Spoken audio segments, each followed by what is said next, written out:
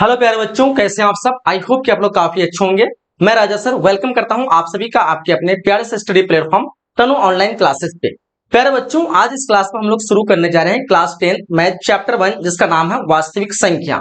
पिछली क्लास में हमने मैथ के कंप्लीट सिलेबस पर डिटेल से चर्चा किया था। आप लोग नहीं देखे तो जरूर देखिएगा।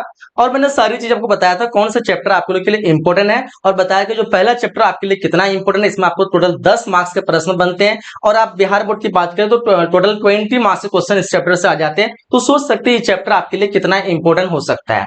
आज इस क्लास में हम लोग इस पूरे चैप्टर को अच्छी तरह से डिटेल से समझेंगे।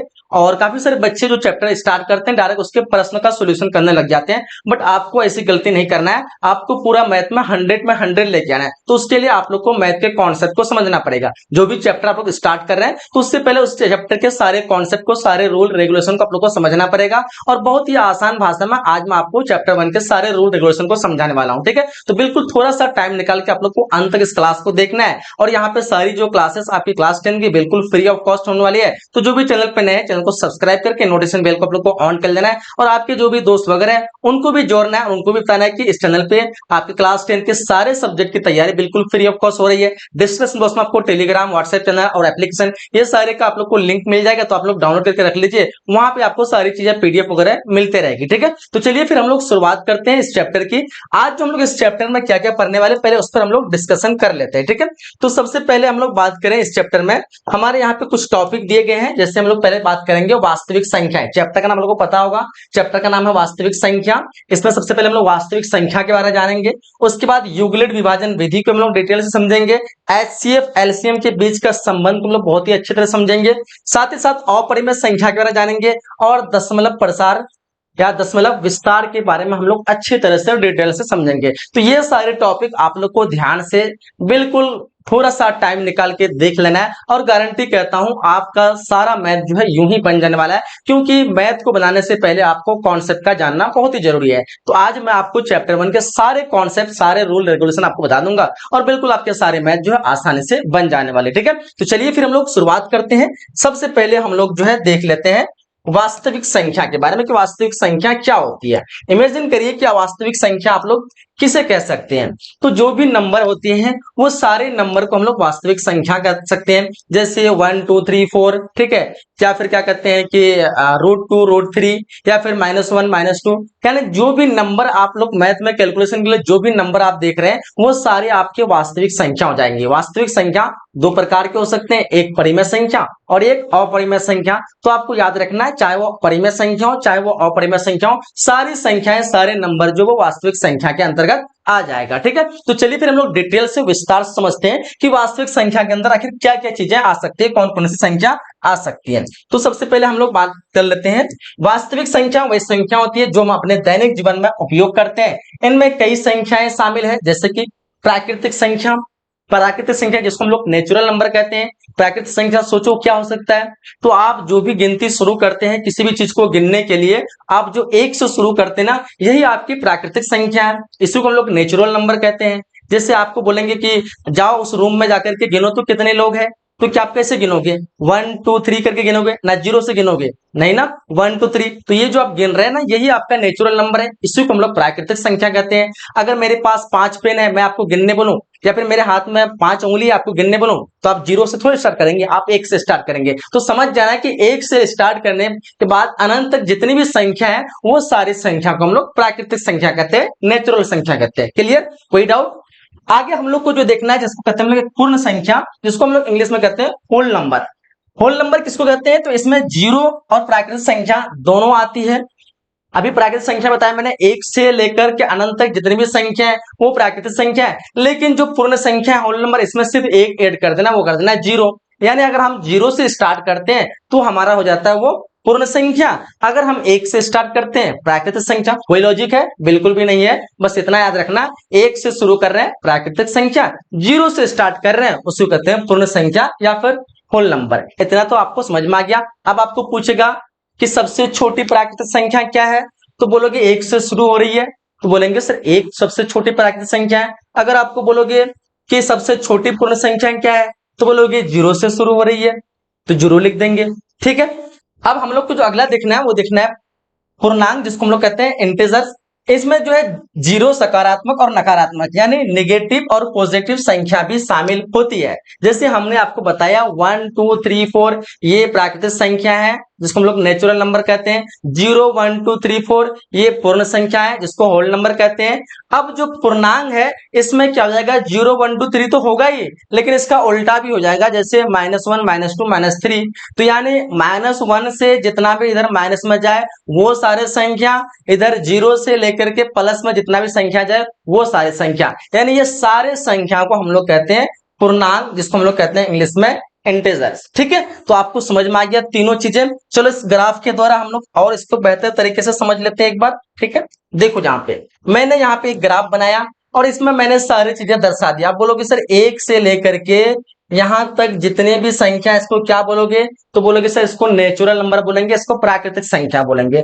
अगर बोलेंगे कि अब यहाँ पे मैं जो इसको जो है ना 1 के बदले अब यहाँ पे मैंने इसको 0 ऐड कर दिया, क्या ऐड कर दिया, 0 ऐड कर दिया। अब बोलो तो इसको क्या बोलोगे, तो बोलोगे सर इसको जो है पूर्ण संख्या कहते हैं, होल नंबर कहते हैं। अब मैं अगर बोलूं आपको कि चलो पूरे ही लाइन को जोड़ दें, तो अब इसको क्या बोलोगे, तो बोलोगे सारे जोड़ दिया, तो ये तो हो जाएगा हमारा पूर्णांक संख्या। क्या हो जाएगा, पूर्णांक संख्या, जिसको हम लोग कहते हैं इंटीजर। तो आपको अब सारी चीजें अच्छे समझ में आ गया। 1 से लेकर के स्टार्ट करें प्राकृतिक संख्या, 0 से स्टार्ट करें तो पूर्ण संख्या, और टोटल माइनस वगैरह हर एक चीज को ले लें तो फिर हो जाएगा हमारा पूर्णांक। क्लियर है, तो ये चीजें आपको समझ में आ गई होगी। चलिए तो इस टॉपिक को खत्म करते हैं। बस आप लोग को याद रखना है यहाँ पे संख्या दी गई है, कभी भी जो है पूर्णांक संख्या आपको याद रखना है वो नेगेटिव में भी हो सकती है और पॉजिटिव में हो सकती है। ये चीजें ऑब्जेक्टिव में पूछा जा सकता है कि पूर्णांक संख्या क्या हो सकता है। आपको ऑप्शन देगा धनात्मक ऋणात्मक दोनों, तो आप लोग को वहां पे दोनों लगा देना। ठीक है, आपको पूछेगा कि पूर्ण संख्या क्या हो सकता है, धनात्मक या ऋणात्मक, तो आपको देखो ऋणात्मक तो है नहीं, तो बोलेंगे हमेशा पूर्ण संख्या धनात्मक होती है। बोलेगा प्राकृतिक संख्या क्या होती है, धनात्मक होती है ऋणात्मक होती है, तो आप बोलोगे प्राकृतिक संख्या कभी तो माइनस में आया नहीं, यानी ये भी धनात्मक होती है। तो दोनों धनात्मक हो सकती है, लेकिन जो पूर्णांक है ये दोनों हो सकती है, धनात्मक भी हो सकती है ऋणात्मक भी हो सकती है। क्लियर है, चलिए फिर अब हम लोग अगला जो टॉपिक देख लेते हैं जिसको हम लोग कहते हैं भिन्न संख्या।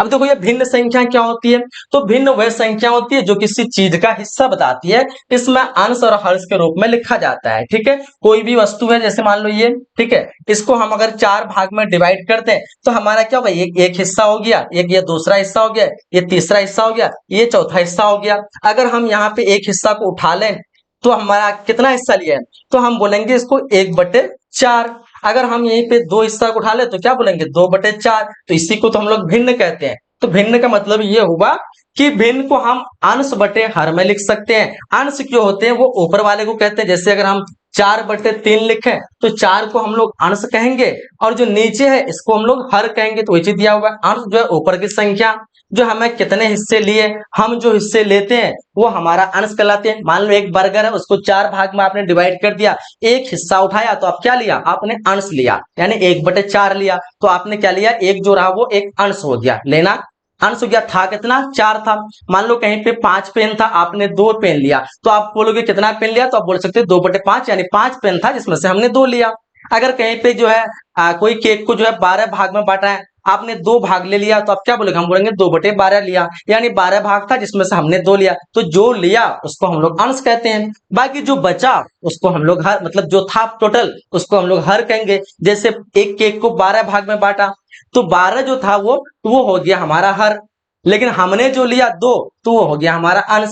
तो इसी तरह हर जो होते हैं वो हमेशा नीचे की संख्या होती है, और अंश जो होती है वो ऊपर की संख्या होती है जो हम लेते हैं। ठीक है, और हर क्या होता है, जो कुल कितने हिस्से वो दिखाते हैं। आई होप कि ये भी चीजें आपको अच्छे से समझ में आ गई होगी। थोड़ा और इसको जान लेते हैं। जैसे 3/4 का मतलब कि 4 हिस्सा है, यहाँ पे है ना टोटल 4 हिस्सा है, एक हिस्सा तो मैंने ले लिया अभी।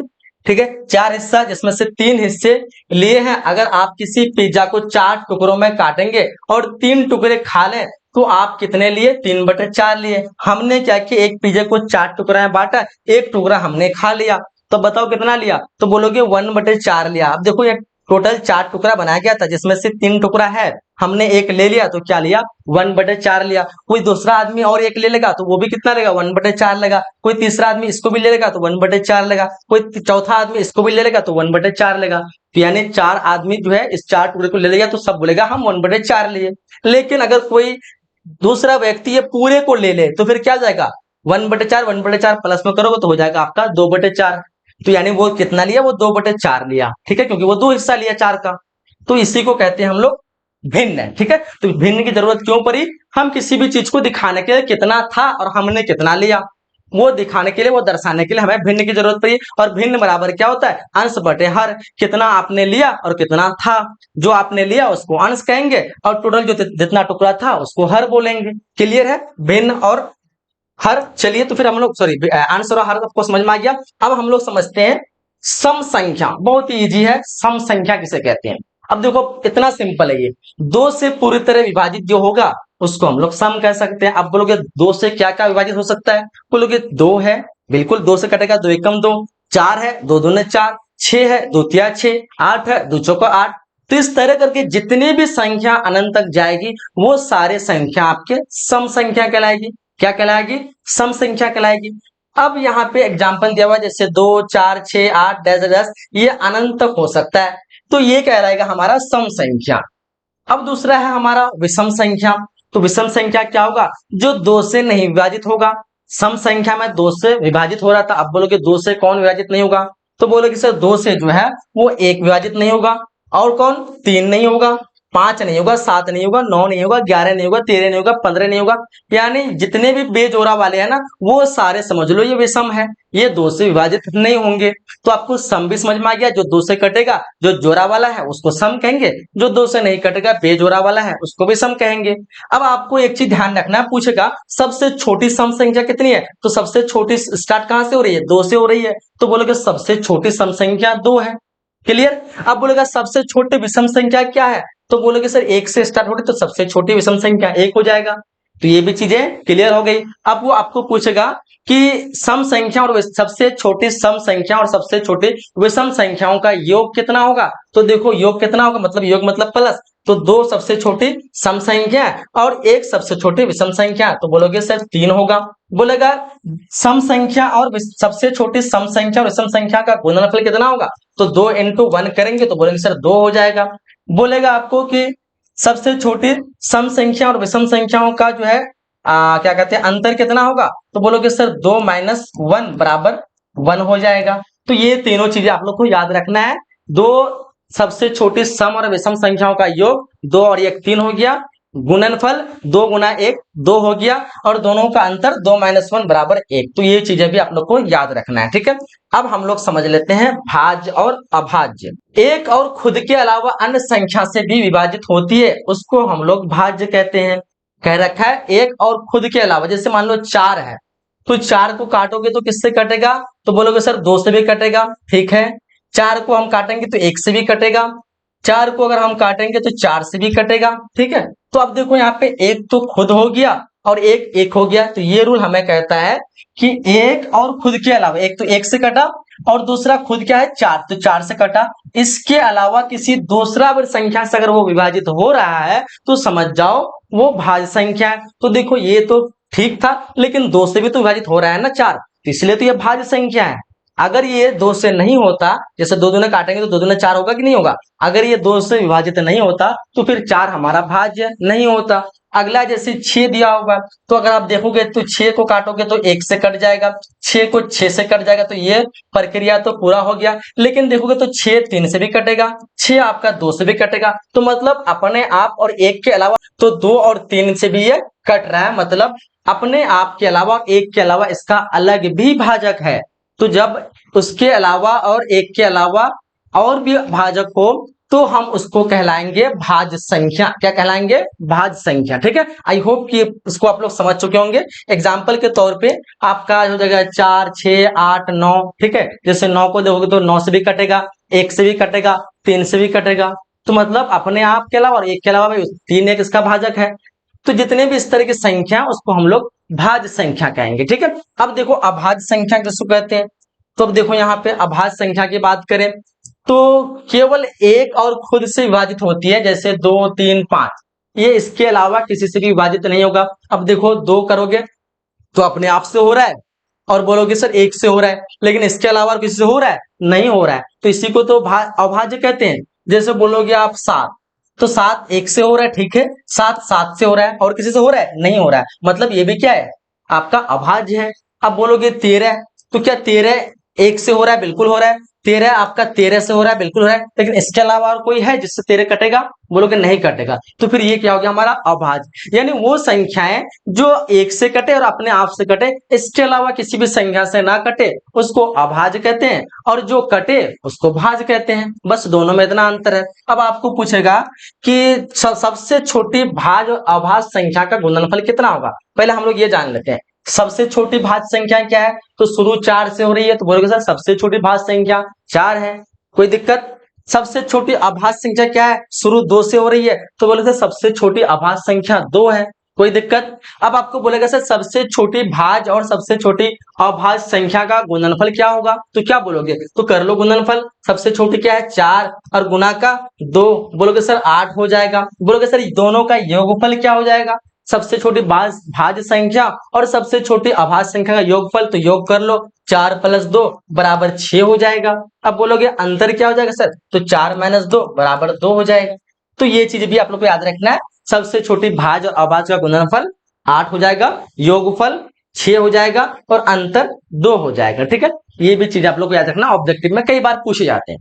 तो ये सारी चीजें क्लियर हो गई। चलिए फिर अब हम लोग ध्यान लेते हैं, अगला टॉपिक हम लोग का परिमेय संख्या, इसको भी देख लेते हैं। ये वे संख्याएं होते हैं जिन्हें p/q के रूप में लिखा जा सकता है, जहां p और q पूर्णांक होते हैं, पूर्णांक होंगे p और q, और q 0 के बराबर नहीं होंगे, यानी q does not equal to 0, है ना, ये नहीं होंगे तो समझ जाना वो परिमेय संख्या है। जैसे बोलेंगे 1/2, 3/4, या फिर 6, या फिर 8। क्यों? क्योंकि 6 के नीचे 1 छिपा हुआ है, 8 के नीचे भी 1 छिपा हुआ है, तो देखो कि p/q के रूप में है। अब बोलोगे 1 तो 0 के बराबर नहीं है ना, उसी तरह यहाँ पे 1 तो 0 के बराबर नहीं है ना, 2 भी 0 के बराबर नहीं है, 4 भी 0 के बराबर नहीं है, मतलब ये सारे परिमेय संख्या है, क्योंकि हमें कह रहा है q does not equal to 0, p/q के रूप में है, ऊपर p है, ऊपर 6 है, नीचे में q है, q की जगह 1 है, तो 1 क्या 0 है? नहीं है। अगर हम यहीं पे 6/0 कर देंगे ना, तो फिर हमारा ये परिमेय संख्या नहीं कहलाएगा, ठीक है। तो परिमेय संख्या के लिए शर्त यही है कि पूर्णांक हो और नीचे में मतलब p/q के रूप में रहे। अब बोलोगे सर, कोई बच्चे का कमेंट आता है कि क्या पाई जो है वो परिमेय है? तो बोलोगे नहीं होगा परिमेय। कोई बच्चे बोलेंगे सर पाई के नीचे हम 1 लिख सकते हैं, लिख सकते हैं, लेकिन ये तो आपका पाई तो पूर्णांक नहीं है, पूर्णांक होना चाहिए आपका। पूर्णांक क्या आपने पाई में देखा? पूर्णांक नहीं देखा। पूर्णांक में आपने क्या देखा? पूर्णांक में देखा आप क्या कहते हैं कि 1 देखा, -1 देखा, या फिर 2 देखा, 3 देखा, ये दिखा ना। पाई वगैरह कोई अल्फाबेट वगैरह देखा पूर्णांक में? तो इसलिए आपको पूर्णांक को जाना जरूरी था। तो इसलिए हमें पूर्णांक भी होना चाहिए, ऐसा नहीं कि कुछ भी आप डिजिट दे देंगे वो हो जाएगा आपका परिमेय। पूर्णांक होना चाहिए। जैसे बोलेंगे 7 एक पूर्णांक है, 8 पूर्णांक है, ठीक है, -4 एक पूर्णांक है। पूर्णांक में हमने क्या देखा? माइनस से चाहे नेगेटिव में भी हो सकता है या पॉजिटिव में भी हो सकता है, धनात्मक पूर्णांक भी हो सकता है, ऋणात्मक पूर्णांक भी हो सकता है, तो ये सारे होंगे। और नीचे में क्यू के रूप में कुछ भी हो सकते हैं, कुछ नहीं तो मतलब 1 रहेगा हमेशा, तो उसको हम लोग कहेंगे परिमेय संख्या। आई होप कि आप लोग समझ चुके होंगे इसको।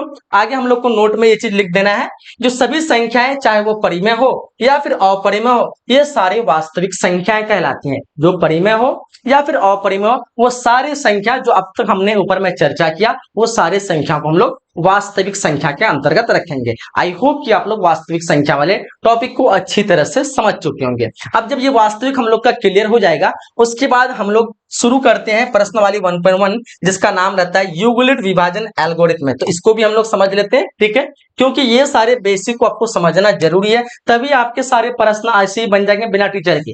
तो ये सारे कॉन्सेप्ट बच्चे समझते नहीं है और चले जाते मैथ बनाने के लिए, सॉल्यूशन करने के लिए प्रश्न है, कैसे बन पाएगा? तो इसको समझना आपको जरूरी है। यूक्लिड विभाजन विधि ये क्या है? तो ये विधि हमें किसी भी दो संख्याओं का महत्तम समापवर्तक यानी HCF निकालने में मदद करती है। इसका मतलब कि दो संख्या का सबसे बड़ा गुणनफल क्या है, ठीक है। हम HCF 3 विधि द्वारा निकाल सकते हैं।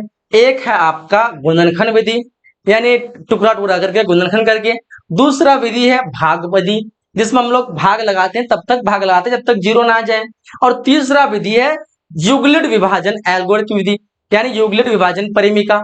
ये 3 विधि द्वारा हम लोग एचसीएफ निकालते हैं। तो यही कह रहा है युगलिड विभाजन, हमने तो बचपन से पढ़ रखा गुणनखंड विधि बारे में और भाग विधि के बारे में, लेकिन हम लोग यहाँ पे क्लास 10 में युगलिड विभाजन एल्गोरिथम एक नया विधि देखेंगे एचसीएफ निकालने के बारे में, कि कैसे एचसीएफ निकाल सकते हैं किसी भी दो संख्या का। ठीक है, तो यही चीज हम लोग को कह रखा है। अगर हमारे पास दो संख्या रहेगा, दो संख्या कुछ भी हो सकता है, चाहे आपका 10,15 रहे या फिर हो सकता है 20,40 रहे, कि बोलेगा इन दोनों का एचसीएफ निकालें, तो आप युगलिड विभाजन द्वारा कैसे निकालेंगे, चलो उसको पहले हम लोग समझ लेते हैं। मान लेते हैं आपके पास दो संख्या, एक ए और बी है, यानी दो संख्या कुछ भी हो सकता है, 10,15, 15,20 जो भी हो सकता है, जो भी मैथ में आपका दिया रहे। तो ए और बी रहेगा, जहां ए बड़ा होगा बी से, यहाँ पे देख रहे हैं ए ग्रेटर देन बी, इस चीज को नोटिस करना है। यानी जब भी बड़ी संख्या आप लोग देख लें, दो संख्या रहेगा, जब भी बड़ी संख्या देख ले तो समझ जाना उसको ए मानना है, क्योंकि यहाँ पे हमें दिखा रहा है इस क्या कॉन्सेप्ट में कि हमेशा जो ए क्या होगा, बड़ा होगा। जब भी दो संख्या आपको रहेगा वह हमेशा ए क्या होगा, बड़ा होगा, किससे, बी से।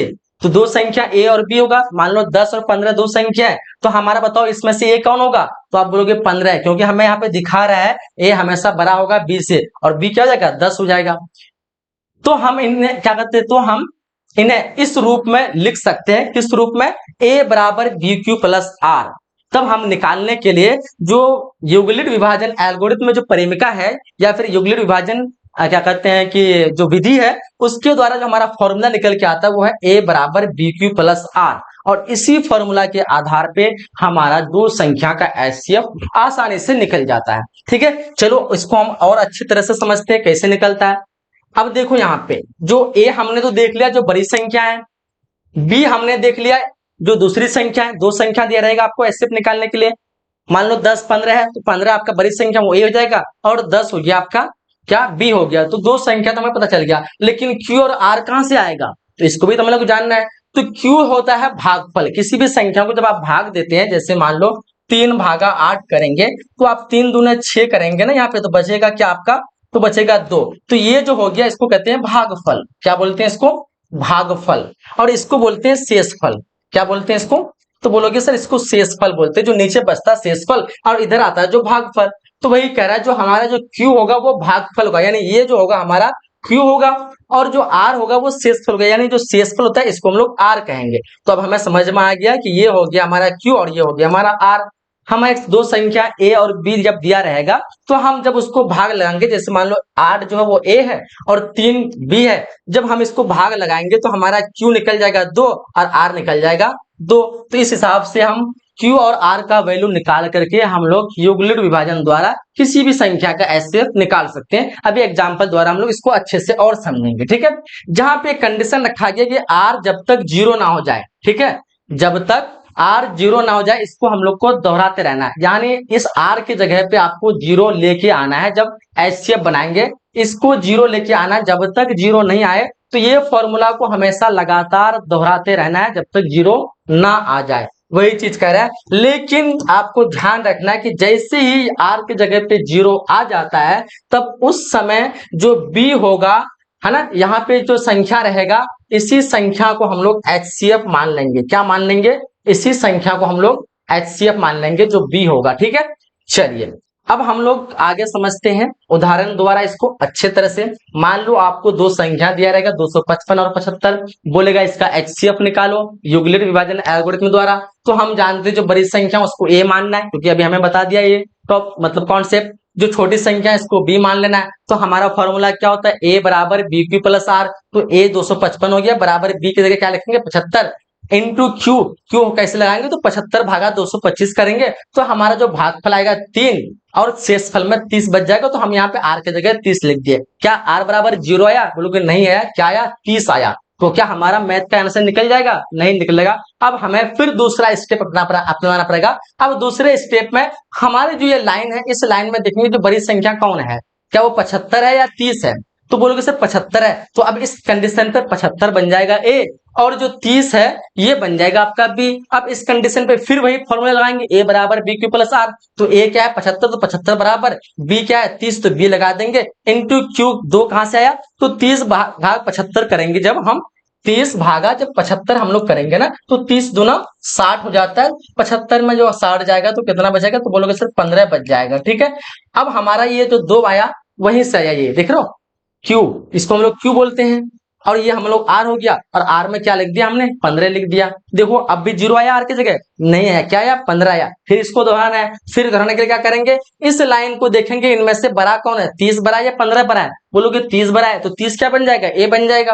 और 15 क्या बन जाएगा, तो 15 आपका बी बन जाएगा। फिर वही लगा देंगे, ए बराबर बी क्यू प्लस आर, तो 30 बराबर बी की जगह 15। अब क्यू क्या आ जाएगा, दो दो 15 दूना 30, है ना। जब भाग लगाएंगे, 15 भागा ऐसे 30 करेंगे तो 15 दूना 30 हो जाएगा। इधर क्या गया, शेषफल 0 हो गया, तो हमारा क्या हो गया, आर के जगह 0 हो गया, 15 दूना 30। अब देखो यहाँ पे आर बराबर जैसे ही 0 हुआ, तो आपका युगलित विभाजन एल्गोरिथम में क्या कहता है कि जब आप देखो कि आर बराबर 0 यहाँ पे आ गया मान, तो समझ जाओ जो उसी लाइन में जो आपका बी होगा, ये जो बी है आपका ना, इसी लाइन में यही बी आपका एचसीएफ बन जाएगा। तो अतः शेषफल 0 हो गया, इसका मतलब कि एचसीएफ बराबर क्या हो जाएगा, तो बोलोगे 15 हो जाएगा। क्यों, क्योंकि इस लाइन में हमारा बी है, और कहता है हमारा क्या कहते हैं कि परिमिका, कि जब 0 ना आ जाए तब तक चलाते रहना है, और जब 0 आए तो उसी लाइन में जो आपका बी होगा वही आपका एचसीएफ हो जाएगा। तो इस लाइन में हमारा बी क्या है, ये है, और ये क्या है, ए है।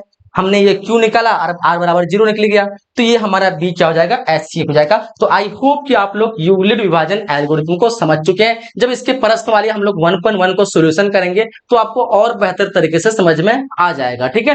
तो ये हमारा रहा यूक्लिड विभाजन एल्गोरिथम। चलिए अगला टॉपिक को हम लोग देख लेते हैं। अगला हम लोग का निकालना है एचसीएफ और एलसीएम का संबंध, ठीक है। एचसीएफ और एलसीएम में क्या संबंध है, इसको हम लोग समझते हैं। एचसीएफ जो कि महत्तम क्या कहते हैं कि महानतम समापवर्तक होता है, और जो एलसीएम जिसको कहते हैं लघुत्तम समापवर्तक, ठीक है। ये हिंदी नाम है, और इंग्लिश में इसको एचसीएफ और इंग्लिश में इसको एलसीएम कहते हैं, ठीक है।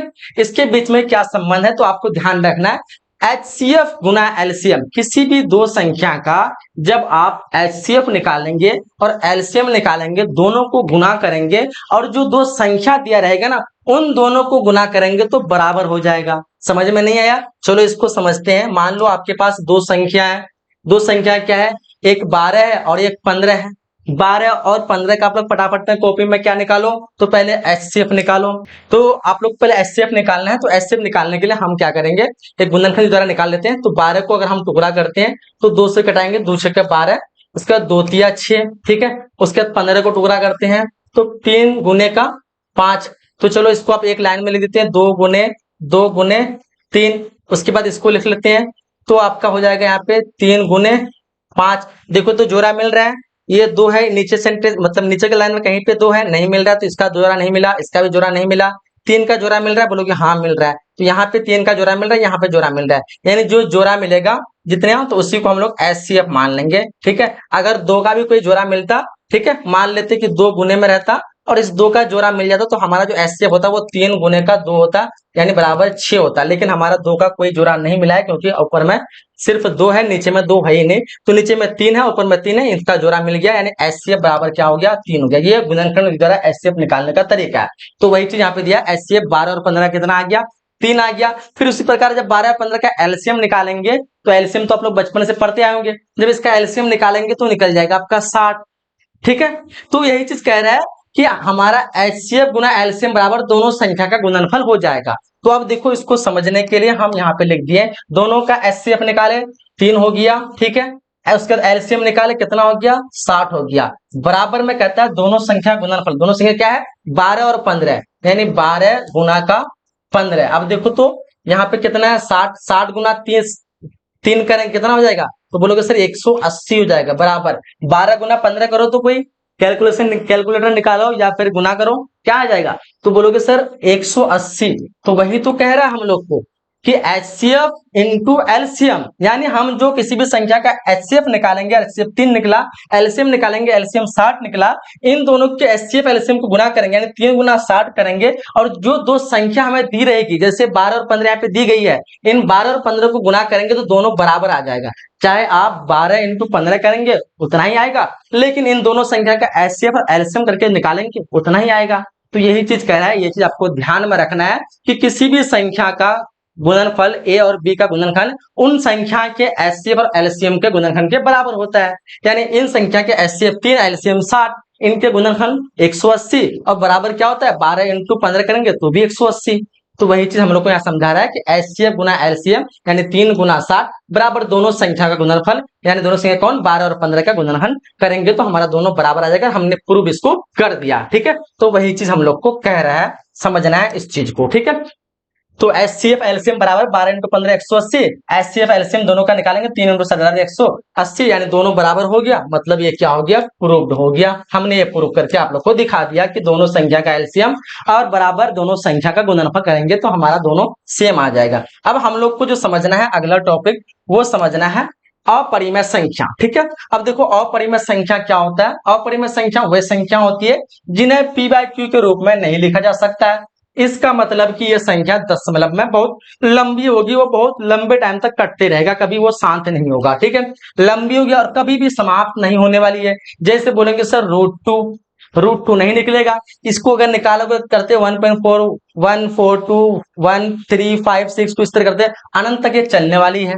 उसी प्रकार अगर पाई को निकालोगे तो 3.14 159 अनंत तक चलने वाली है। तो इस तरह की संख्या कहलाती है अपरिमेय संख्या कहलाती है, ठीक है। और परिमेय संख्या को हम लोग p बाय q के रूप में लिख सकते हैं। जैसे बोलेंगे 8 एक परिमेय संख्या है। अब बोलोगे सर रूट 25 क्या है, परिमेय संख्या है अपरिमेय संख्या है। तो बोलोगे सर ये 25 जो है ना निकल जाएगा रूट से, तो बोलो क्या निकलेगा 5, और 5 को हम लोग 5/1 के रूप में लिख सकते हैं। इसलिए रूट 25 हमारा क्या हो जाएगा, परिमेय संख्या हो जाएगा, ठीक है। तो ये नहीं समझना कि रूट के अंदर है तो अपरिमेय हो जाएगा। रूट के अंदर तब वो अपरिमेय होगा जब वो इस तरह करके अनंत तक नहीं चलते जाएगा। अगर वो निकल जा रहा है रूट के अंदर से तो फिर वो हमारा परिमेय संख्या हो जाएगा। जैसे कई बार एग्जाम में पूछा जाता है कि 64/25 क्या ये परिमेय संख्या है, तो बच्चे गलत लगा देते हैं। इसको निकालोगे तो 8 निकलेगा और बटे में 5 निकलेगा। देखो p बाय q के रूप में है कि नहीं है बिल्कुल ये परिमेय संख्या हो जाएगा।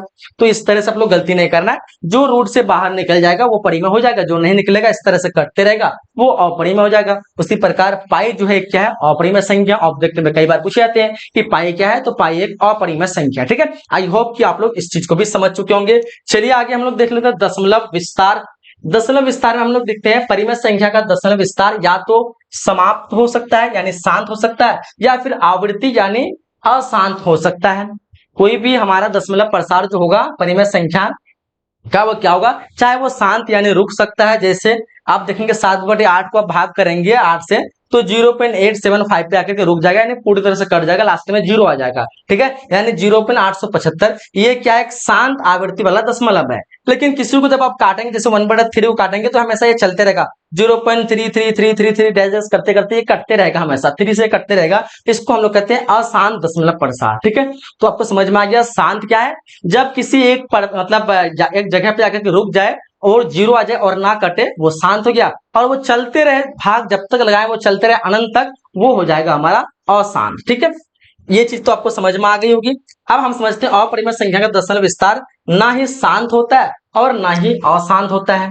जैसे यहाँ पे देखो तो 0.875 में ये रुक गया, शांत हो गया। ये अशांत मतलब ये सेम सेम जो दोहराया जा रहा है। लेकिन जब अपरिमेय संख्या निकालोगे तो उसका क्या होगा 3.14 1592653, यानी अलग अलग संख्या आ रहा है, यानी रिपीट नहीं हो रहा है। यहाँ पे देखो सेम चीज रिपीट हो रहा है, लेकिन यहाँ पे 875 जाकर के रुक गया और भी आता तो वो सेम रिपीट होता, लेकिन यहाँ पे सेम नहीं, हर बार अलग अलग डिजिट आ रहे हैं।